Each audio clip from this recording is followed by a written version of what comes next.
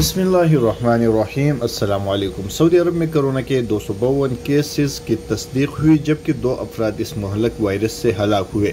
वज़ारत सेहत की जानिब से जारी एलामिया के मुताबिक कोरोना से गुज़श्ता 24 घंटों के दौरान 109 अफराद सेहतियाब हुए, जिसके बाद अब तक मुमलिकत में कोविड-19 से शफियाब होने वालों की मजमूई तादाद 5,40,393 तक पहुँच गई है।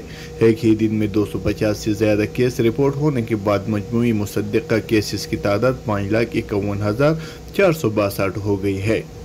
मुमलिकत में अब तक कोरोना से मुतासिरा 8,867 अफराद हलाक हो चुके हैं। वज़ारत सेहत का मज़ीद कहना है कि सऊदी अरब के मुख्तलिफ इलाकों में ज़ेर इलाज कोरोना के मरीज़ों में से 30 को इनकी नाजुक हालात की वजह से इंतहाई निगहदाश्त की यूनिट में रखा गया है, जहाँ इनकी बेहतरीन देखभाल की जा रही है।